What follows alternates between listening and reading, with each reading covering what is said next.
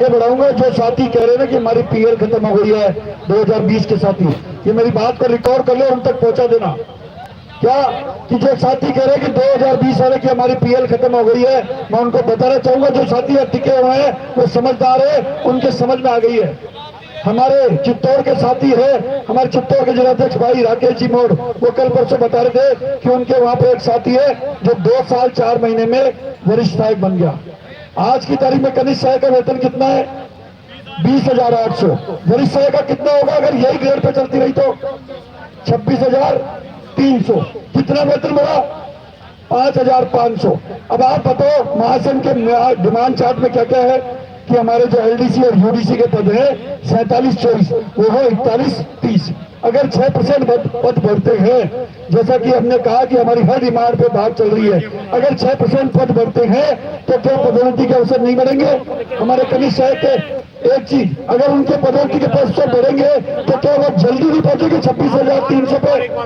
पहुंचेंगे। 5,500 को per month का अगर उनको बेसिक में फायदा होने लग जाएगा तो आप ये बात सोचो कि ये जो 1 महीने 1.5 महीने की पीएल जो WPL जाएंगे उसमें कितने दिन में कवर कर लेंगे? तो 2 महीने 3 महीने में उसको कवर कर लेंगे। अब दूसरी बात सुनो, अगर मान लो हमारी ये जो दूसरी डिमांड है कि एलडीसी से जो हम यूडीसी के पदोन्नति करते हैं उसका वेतन कितना हो? 3600 रुपए, और उसकी मिनिमम पे क्या है?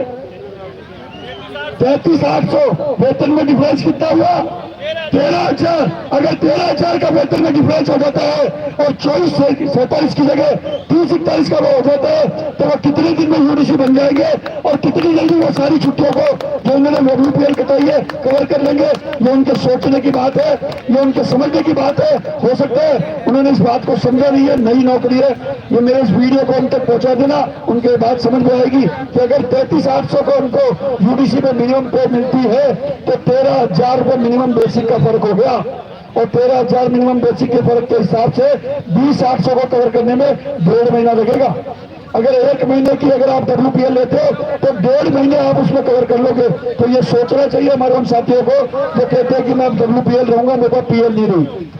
एक बात और, भाई वीरेंद्र जी ने कहा था कि हम लोग 2007-8 में और हम ऐसे दौड़ते रहते थे, वो पीछे पीछे हम उनके भागते थे और उनको बात करने की फुर्सत नहीं होती थी। जो साथी 2013 के पहले हैं, 2009 के पहले हैं, 2008 के पहले के हैं, 2000 से पहले की नौकरी वाले हैं, उनको पता है कि पहले नौकरी में जो थी 92 में राजस्थान सरकार ने सिलेक्शन स्किल लागू की थी। साथियों बिल्कुल इस बात को ध्यान से सुनना आप लोग। 2000 में जो पुराने साथी उनको पता है 92 में सिलेक्शन स्किल लागू की थी, और सिलेक्शन स्किल में मिलता क्या था? पदोन्नति पद का वेतन 9 साल पे। ठीक है, ये सारी व्यवस्था चलती रही 2006 तक। केंद्र सरकार में ये लागू नहीं थी व्यवस्था। 2006 में केंद्र सरकार ने पे कमीशन में पहली बार एसीपी का फंडा लाई और उसको एज इट इज रिपीट कर दिया राजस्थान सरकार ने। 2008 में ये नियम बने, 2009 से लगभग सबको, ये 2009 में सब लोगों को ये सारे ये सिलेक्शन इसकी वो फिक्सेशन हो गए। जब ये फिक्सेशन की टेबलें हम पढ़ने लगे तो मेरे को, जब मैंने उस टेबल को पढ़ा तो मुझे ज्ञात हुआ कि हम लोग अभी 1900 ग्रेड पे में है एलडीसी, और पदोन्नति पद की जो हमारी वेतन है वो 2400 है। और अगर हम लोग एसीपी के हिसाब से चलेंगे तो उस एसीपी में क्या था? Next grade pay.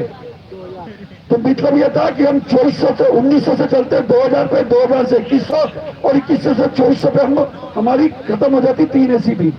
अब ये बात मैं आपको इसलिए बता रहा हूं कि उस समय के एक नेताजी जिनका नाम अभी वीरेंद्र जी ने लिया, उनके एक महामंत्री होते थे, वो आज तक महामंत्री है, वो आज तक भी महामंत्री है। अब हम उनके पीछे पीछे जाते हैं। मैंने कहा भाई साहब ये बात देखो, इसमें बहुत परेशान हो जाएंगे, अपन इस बात को उठाओ तो सही। नहीं यार ये कुछ नहीं है, ऐसा समझ में नहीं आता।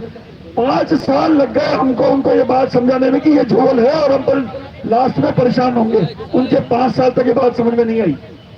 5 साल तक उनके बात समझ में नहीं आई, लेकिन वो जो 5th अमेंडमेंट हुआ 2013 में, उसमें वो ऑटोमेटिकली सब सही हो गया और उसके बाद में वो वापस रेगुलर हो गई। लेकिन वही बात फिर 2017 में आई, जिसके लिए हमने 2020-21 से केस किया और 2022 फरवरी में उसको ऑर्डर होके हमको पदोन्नति पद की एसीपी मिलने लगी। तो इसलिए ये जो बात अभी बता रहा हूं मैं आपको, वो इसलिए बता रहा हूं कि पुराने जमाने में उनको ये समझ ही नहीं होती थी कि कहाँ नुकसान है कहाँ नफा है। सिर्फ कलम लगा के कुर्ते पहन लिए और नेतागिरी कर ली। और अगले वक्ता भाई संदीप जी मुडोत्या एक गीत के साथ एक बार चौका तालिया भाई संदीप जी मुडोत्या के लिए।